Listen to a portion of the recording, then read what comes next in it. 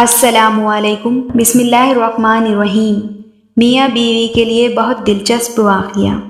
ایک میاں بیوی ایک کونسلر کے پاس گئے۔ ان کا آپس میں شدید جھگڑا چل رہا تھا۔ وہ ایک دوسرے کا چہرہ دیکھنے کے بھی روادار نہ تھے۔ انہوں نے سوچا کہ لوگوں کے مشورے پر عمل درآمد کیا جائے اور تھوڑی سی تھیراپی کروا لی جائے۔ جب وہ دونوں آفس میں داخل ہوئے تو کونسلر نے دونوں کے چہرے پر سخت کشیدگی دیکھی۔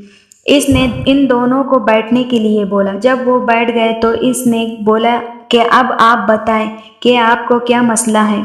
تو وہ دونوں یکدم بولنا شروع ہو گئے۔ ایک سانس میں ایک دوسرے پر تنقید کے پہاڑ ڈال دیے۔ دونوں اپنے موقف سے پیچھے ہٹنے کو تیار نہ تھے۔ کونسلر نے ان دونوں کو اپنے دل کی بھڑاس نکالنے دی اور چپ کر کے ان کی لڑائی ختم ہونے کا انتظار کرنے لگی۔ جب دونوں بول بول کر تنگ آ گئے تو کونسلر نے انہیں بولا کہ اچھا، یہ تو لڑائی اور خامیوں والی کہانی ہو گئی۔ اب ایک دوسرے کی خوبیاں بیان کرو۔ تم دونوں کو ایک دوسرے میں کیا کیا باتیں پسند ہے؟ دونوں بالکل خاموش ہو گئے۔ بہت دیر تک دونوں نے کچھ نہیں بولا۔ کونسلر سمجھ گئی کہ ان کو ایک دوسرے پر اتنا شدید غصہ ہے کہ ایک دوسرے کی کوئی اچھی بات یاد ہی نہیں ہے اور نہ ہی وہ یاد کرنا چاہتے تھے۔ کونسلر نے ایک ایک کاغذ اور پین دونوں کو تھما دی اور میاں بیوی کو بولا کہ اپنے اپنے کاغذ پر ایک دوسرے کی خوبیاں تحریر کرو۔ ایک دفعہ پھر بہت دیر دونوں نے کچھ بھی نہ لکھا اور غصہ ان کے چہروں پر آیا تھا۔ بہت دیر کے بعد خاوند نے جیسے ہی اپنے کاغذ پر کچھ لکھنا شروع کیا تو ایک دم ہی اس کی بیگم بھی تیز تیز اپنے کاغذ پر کچھ لکھنے لگ گئی۔ لگ رہا تھا کہ ابھی بھی دونوں مقابلے پر اپنا اپنا کاغذ بھرنے کو بیٹھ گئے تھے۔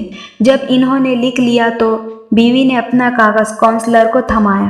اس نے اسے واپس کرتے ہوئے بولا کہ اسے اپنے شوہر کو دو، وہ خود ہی پڑھے گا۔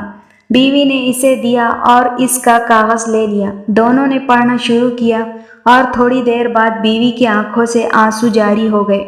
وہ دونوں ایک دوسرے کی تعریفیں پڑھ کر خوش ہوئے۔ کمرے کی فضا ایک دم تبدیل ہو گئی تھی۔ ایسے لگ رہا تھا جیسے ان دونوں کی کبھی لڑائی ہی نہ ہوئی ہو۔